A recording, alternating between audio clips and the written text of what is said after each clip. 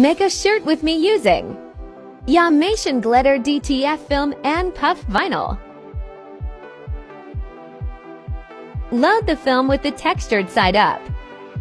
The film is 8.5 inches by 11 inches. Add DTF powder to the print and cure for 2 minutes.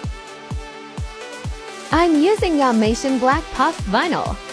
Make sure to mirror and cut shiny side down.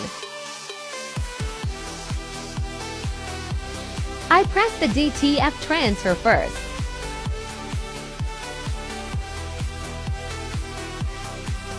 Press at 280 degrees for 10 seconds. Peel cold.